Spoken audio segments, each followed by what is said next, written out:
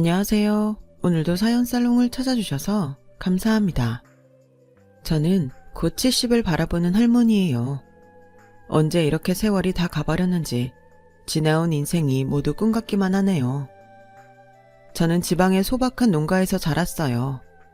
예전에는 다들 지금만큼 부유하게 살지는 못했지만 그렇다고 우리 집이 밥을 굶거나 주변에 손을 벌여야 할 정도는 아니었어요. 어려운 시절이었지만 저희는 나름 시골에서 기반을 잘 잡고 살았답니다. 저희 동네에는 고등학교가 없었어요. 오빠도 고등학교를 저희 지방에 있는 큰 도시로 갔고 저도 고등학교에 가면서 도시로 나갔죠. 오빠와 저는 각각 다른 친척집에서 신세를 지며 고등학교까지 마쳤고 오빠는 거기서 대학을 갔고 저는 집으로 돌아왔어요. 그때만 해도 시골에서는 딸들을 대학에 보내는 일이 거의 없었거든요. 저도 당연히 집에 가서 농사일을 돕거나 작은 데라도 취직할 생각이었죠. 하지만 엄마는 다르셨어요. 경수가 앞으로는 여자들도 많이 배우고 똑똑해져야 된다. 나는 네가 대학을 못 가더라도 전문적인 기술이라도 배웠으면 좋겠어. 근데 뭘 하면 좋을지도 모르겠고 친구들도 다 취직하거나 결혼했단 말이야. 나만 또 뭘 배우러 낯선 데 가는 게 좀 겁이 나는데. 경호 있는 데에서 찾아보면 되잖아. 여기 있지 말고 뭘 해도 더 넓고 사람 많은 데 가서 해. 엄마는 어릴 때 공부를 굉장히 하고 싶었는데 외할아버지의 반대가 너무 심해서 중학교를 마치고 아빠와 결혼을 하셨대요. 자신의 꿈이 꺾였던 엄마는 제가 꿈이 생겼을 때 그것을 이룰 수 있도록 해주고 싶으셨던 거죠. 저는 밭일해라 집안일해라 성화하는 친구들 엄마와 다른 우리 엄마를 보며 오히려 이게 내 복이라는 생각이 들었고 저는 고민 끝에 오빠와 함께 방을 얻어서 대학 근처 서점에서 일하기로 했어요.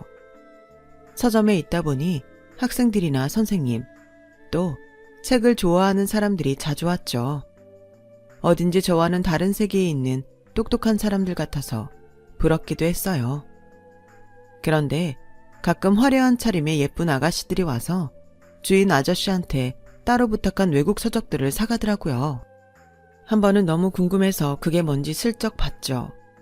그건 일본이나 미국의 유명한 패션 잡지들이었어요.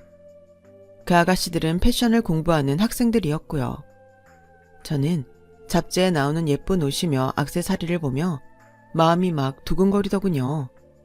저도 그렇게 입고 싶었고 만들어보고 싶었죠. 오빠, 나 하고 싶은 거 찾았어. 나 이렇게 예쁜 옷 만들고 입고 다니고 싶어. 근데 이런 거 배우려면 어떻게 해야 되지? 그래? 어디? 아, 그러고 보니 생각났는데 학교 근처에 양장학원이라는 게 있던데 거기 알아볼래? 대학을 가려고 다시 공부를 하자니 엄두가 안 났기 때문에 저는 양장학원을 가보기로 마음먹었어요. 미싱을 사용하는 법과 바느질의 기초부터 다시 배웠는데 생각보다 제가 참 잘하더라고요. 선생님들도 제가 하는 걸 학생들에게 보여주며 이렇게 따라하라고 할 정도였어요. 저는 패턴을 뜨고 가봉을 하는 것도 꽤 재미있게 공부했어요. 항상 신이 나서 학원에 일찍 나와서 혼자 디자인도 하고 남은 천으로 실습도 해보고 그랬더니 실력이 금방 늘었죠. 그런 저를 눈여겨보고 있던 원장님은 학원이 끝난 후 저를 따로 불렀어요. 경수가 기차역 바로 앞에 번화가에 내 친구가 아는 의상실이 있어. 거기서 똑똑하고 손끝 야문 직원 보내달라고 해서 너 추천했다. 정말요? 감사해요 원장님. 안 그래도 이제 곧 졸업인데 어디에 취직해야 되나 고민이 많았거든요. 일이 많을 때라 처음에는 힘들 수도 있어. 그래도 배우는 건 많을 거야. 네, 원장님 곤란하시지 않게 열심히 할게요. 그렇게 저는 양장학원을 졸업하자마자 취직이 돼서 꿈에 그리던 예쁜 옷들을 만들게 됐죠. 물론 처음부터 제가 생각했던 일을 할 수 있는 건 아니었어요. 하루 종일 옷의 실밥을 잘라내는 일만 거의 한 달을 하고서야 조금씩 다른 일을 시키더라고요. 그래도 좋았어요. 제 힘으로 돈을 벌어서 쓰니까 재미도 있었고요. 오빠 가회비와 부모님이 보내주신 돈만 쓰다가 생활비를 보탤 수 있는 것도 마음이 뿌듯했어요. 오빠는 저희가 있던 지방에서는 제일 좋은 국립대학에 다니고 있어서 그 지역 공부 잘하는 중고생들을 많이 가르쳤죠. 그러다가 오빠가 졸업 후 더 큰 도시의 회사로 가면서 저도 따라가게 됐어요. 이번에는 제가 있던 의상실 사장님이 그곳에 있는 의상실을 소개해 주셨어요. 거기가 서울에 있는 의상실들 빼고는 제일 큰 데야. 가끔 드레스도 만들고 경숙이 너라면 문제없이 다 잘할 수 있다고 했어. 운이 좋았는지 저는 가는 곳마다 사장님들이 제가 일하는 걸 마음에 들어 했어요. 아무리 일을 잘한다고 해도 마음이 안 맞으면 싫을 수도 있는데 말이죠. 저는 그 덕에 더 신이 나서 일을 했고요. 옮긴 의상실에 완전히 익숙해지고 제 월급도 오를 즈음에 오빠에게 결혼할 여자가 생겼어요. 집안의 경사였지만 저는 혼자 나와서 자취를 해야 됐기 때문에 한편으로는 겁이 나기도 했어요. 그래도 집에 새 식구가 들어오니 활기도 생기고 좋긴 했어요. 오빠가 짝을 만나 재미있게 사는 걸 보니 부럽더라고요. 그런 환경의 변화가 제 마음도 움직였는지 그때까지 결혼 생각을 안 했던 저는 또래보다 좀 늦게 선을 보고 결혼까지 약속하게 됐어요. 의상실 사장님이 단골 손님을 통해서 소개해준 사람인데 말이 없고 성실한 면이 마음에 들더라고요. 그 사람도 저를 좋게 봐줬고요. 경숙 씨 만나려고 제가 지금까지 혼자였나 봐요. 이렇게 마음이 잘 맞는 건 처음이라 정말 신기해요. 라는 남자의 말처럼 정말 우리는 취미도 비슷하고 좋아하는 것도 같았어요. 남편은 건설회사에 다니고 있었어요. 그래서 저희가 결혼을 하고 1년이 좀 안 돼서 해외로 장기 출장을 가게 됐어요. 출장은 더 나중에 갈 줄 알았는데 회사 사정이 급하게 돌아가는 바람에 생각보다 빨라졌네. 어떡하지? 결혼한 지 얼마 안 됐는데 혼자 두고 가려니 마음이 너무 안 좋네. 나 혼자 있는 건 괜찮으니까 걱정 마요. 오빠 집도 가깝잖아요. 당신이 객지에 나가서 고생할 게 더 걱정이지. 먹는 것도 입에 안 맞을 거고 몸 상하지 않게 잘 지내다 와요. 라며 혼자 있을 두려움을 감추며 남편을 배웅했어요. 그렇게 남편이 가고 얼마 안 돼서 시어머니 태도가 바뀌었어요. 저한테 살갑지는 않았지만 상냥한 편이었거든요. 그런데 저만 보면 찬바람이 쌩하니 불어댔어요. 이래서 집안에 사람이 잘 들어와야 된다는 거야. 영철이가 갑자기 모래바람 날리는 나라에 왜 가냐고. 네가 회사의 윗사람들도 잘 찾아다니고 사모님들 마음에 맞는 것도 사다 주고 했으면 좋은 데로 갔을 거 아니야. 하긴 그 사람들이 너랑 어울려주기는 하겠니? 촌티가 풀풀 나는데 격이 맞냐고.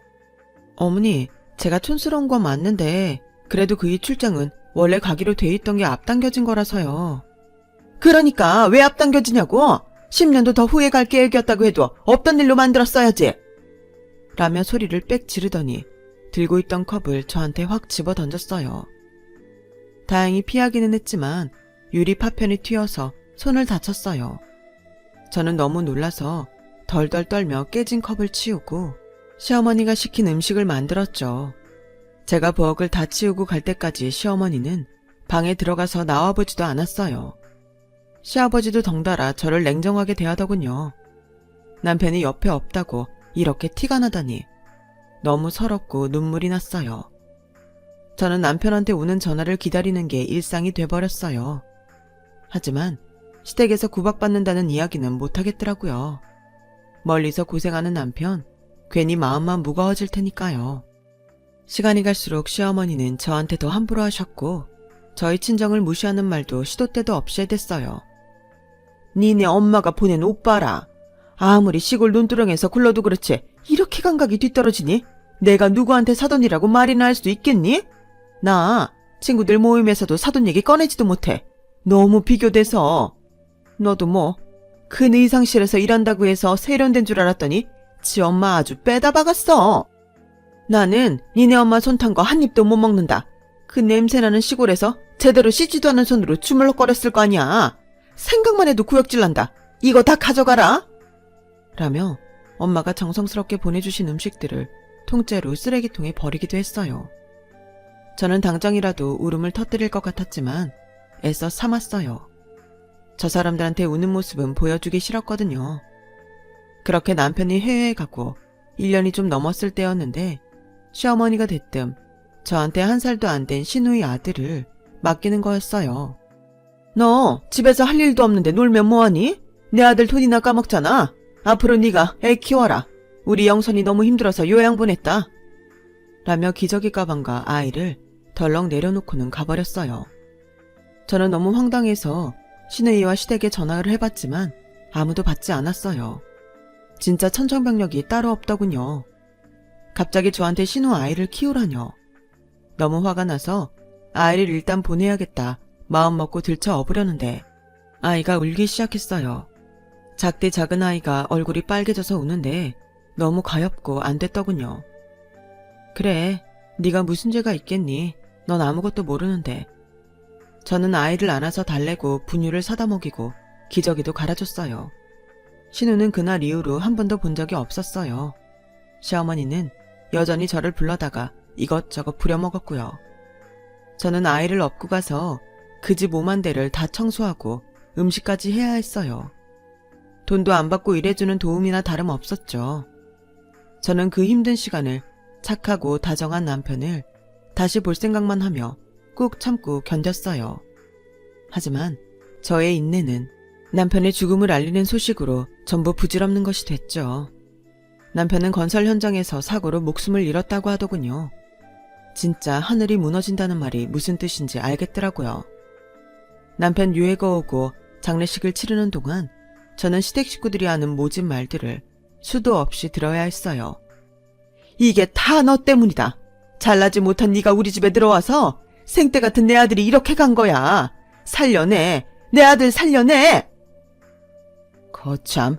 내 그러니까 영철이 단속 잘하라고 했잖아. 아무데나 길바닥에서 만나는 여자를 데려오니 이런 꼴을 보는 거지. 라며 시아버지는 저희 부모님 앞에서까지 저에게 막말을 해댔어요. 부모님은 괜히 저 때문에 고개를 들지 못하고 죄인처럼 계셨어요.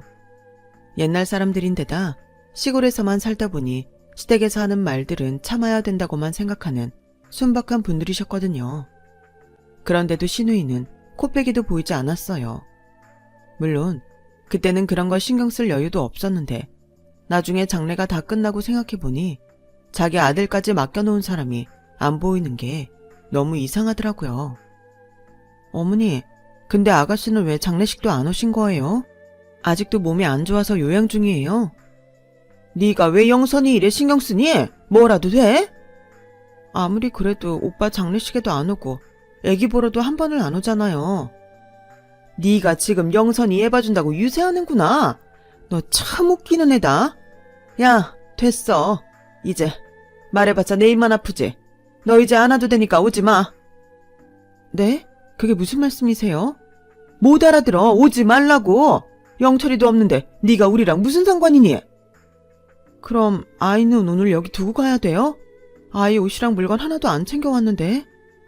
누가 애를 두고 가래? 애는 네가 계속 봐야지. 네? 저랑 아무 상관없다고 하셨잖아요. 누가 상관 있대? 그냥 애 보라고 돈 줄 테니까. 라더니 저를 현관으로 밀어서 거의 쫓아내듯 내보냈어요. 그리고 얼마 안 있어 저는 시댁이 이사를 갔다는 걸 알게 됐어요. 연락처도 하나 남기지 않고 온 가족이 어디론가 사라져버린 거예요. 아이만 저한테 두고 말이죠. 저는 여기저기 연락하다가 겨우 신우이의 친구를 만날 수 있었어요. 친구는 기가 막힌 말을 하더군요. 그 아이 아마 영선이가 사귀다가 헤어진 남자아이일 거예요. 남자네가 못 산다고 영선이 부모가 반대했대요. 영선이도 딱히 낳고 싶지 않은데 모르고 있다가 수술할 시기를 놓쳤대요. 영선이는 아이만 낳고 미국 갔어요. 새 출발한다고. 남편이 없는 시댁은 저에게 남보다도 못한 사람들이었어요. 친정에서는 아이를 보육원에 데려다 주라고 절대 키우지 말라고 했어요. 저도 몇 번이고 보육원에 데려다 주려고 했는데 그새 아이와 정이 들어서 도저히 그럴 수가 없었죠. 게다가 시댁에서 아이 이름도 지어주지 않고 호적에도 올리지 않았더라고요.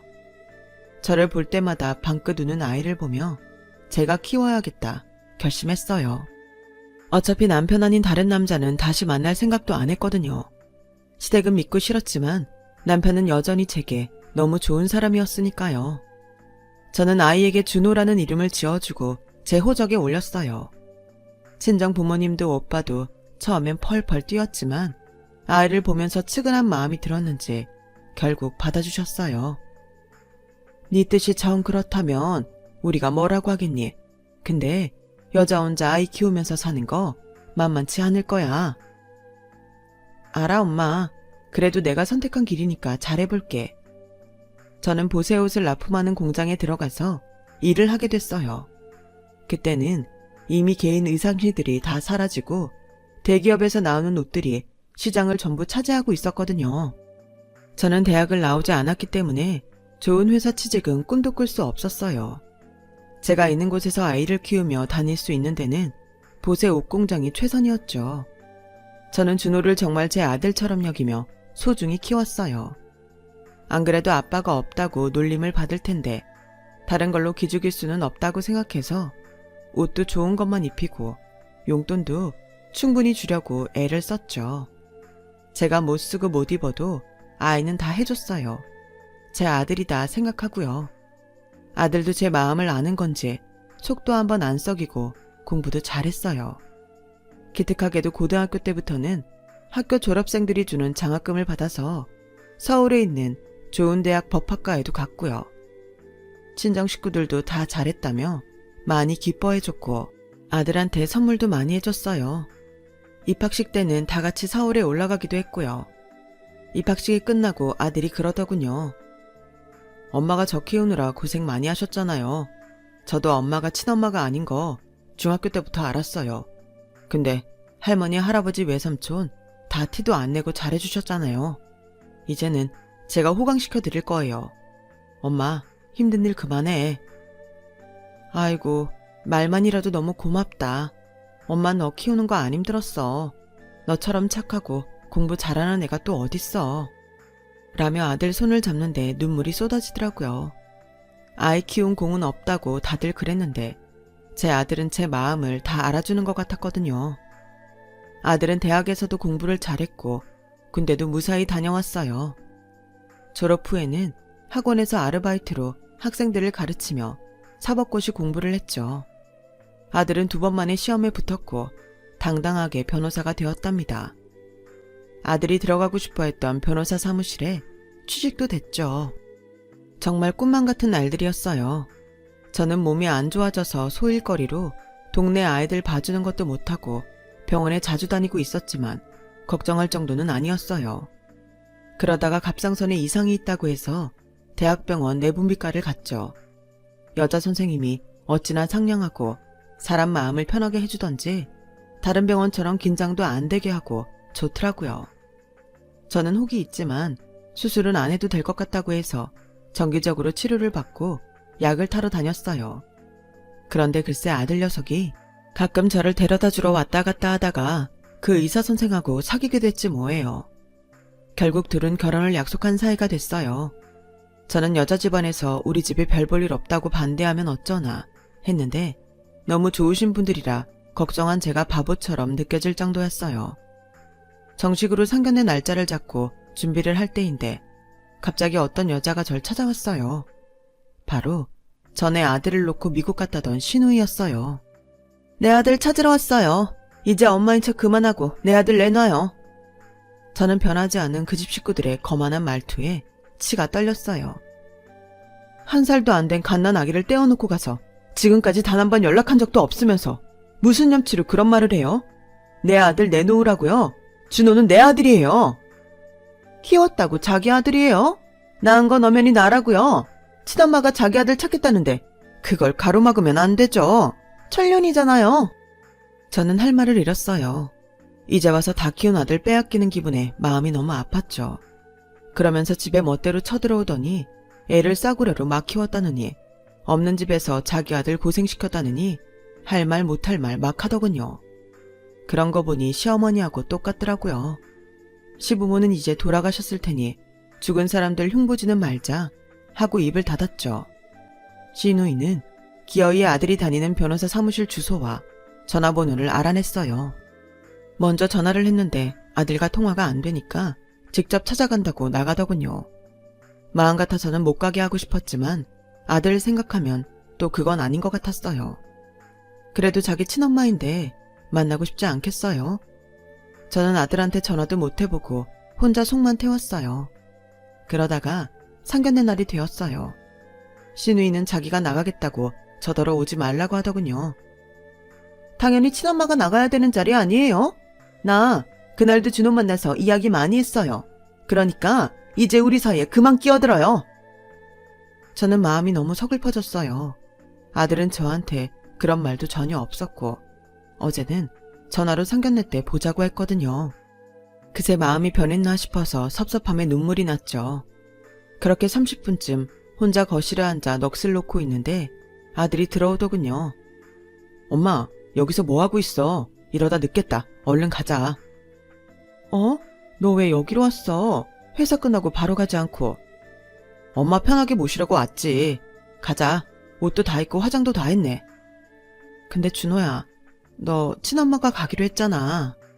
그게 무슨 소리야. 아니야. 엄마가 가야지. 라며 아들은 제 말에 어리둥절한 표정을 짓더군요. 저도 무슨 영문인지 몰라서 아들 차를 타고 상견례장에 갔죠. 그랬더니 호텔 레스토랑 입구에 시누이가 서 있다가 아들을 보더니 활짝 웃으며 다가오는 거예요. 아들, 엄마가 온다고 했잖아. 많이 기다렸는데? 하더니 저를 보며 표정이 찜찜해지더라고요. 아들, 저 사람은 왜 데리고 왔어? 우리 아들이 너무 착하고 여려서 정을 못 버려서 그렇지. 근데 그렇게 약하면 큰일 못한다. 끊어버릴 건 얼른 끊어야지. 끊어야죠. 그러니까 돌아가세요. 제 앞에 다시는 나타나지 마시고요. 아들은 정말 칼 같고 단호한 태도로 시누이에게 똑똑히 말했어요. 저는 아들이 그렇게 무섭게 말하는 걸 그날 처음 봤어요. 시누는 당황해서 얼굴이 빨개지더군요.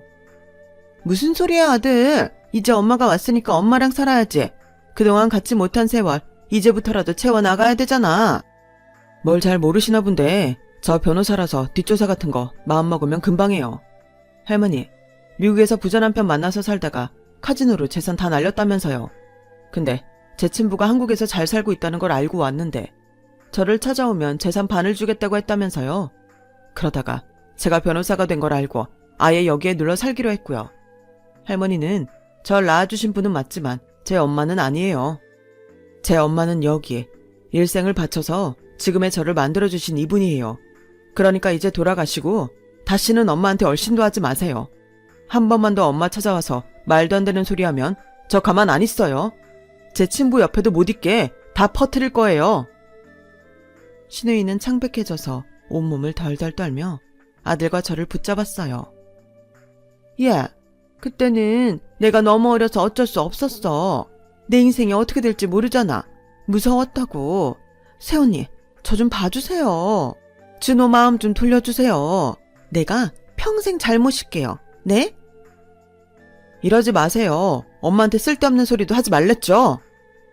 아들은 시누이의 손을 냉정하게 뿌리치더니 직원을 불러서 시누이를 밖으로 내보내달라고 정중히 요청했어요. 미안해. 내가 잘못했어. 새언니, 저 좀 한 번만 살려주세요. 라며 시누는 직원의 손에 끌려나가면서 계속 소리쳤어요. 체면을 그렇게 중요하게 생각하던 사람이 저러는 걸 보면 정말 급하긴 했나 보더라고요. 아들은 제 손을 꼭 잡아주었어요. 엄마, 나는 지금까지 날 찾지도 않았던 아버지도 필요 없고 친엄마도 필요 없어. 엄마가 내 친엄마야. 그러니까 저런 말에 흔들리지 마. 알았다, 우리 아들.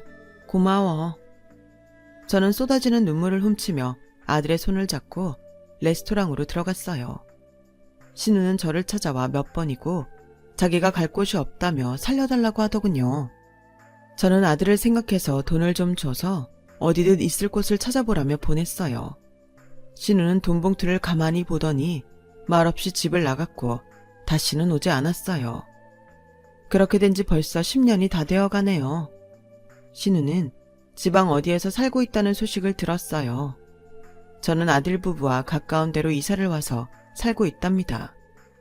요즘은 손주 녀석들 봐주는 재미에 시간이 가는 줄 모르고 있어요. 지금까지는 아이들을 사돈 어른들이 봐주셨으니 이제는 제가 봐줘야죠. 제 이야기는 여기까지예요. 들어주신 모든 분들 늘 행복하시고 건강하고 좋은 일만 많이 생기세요. 분명 그럴 거예요. 감사합니다. 여러분, 사연 댓글에 응원과 현명한 조언 부탁드려요. 좋아요와 구독은 저에게 큰 힘이 됩니다. 오늘도 좋은 일 가득하세요.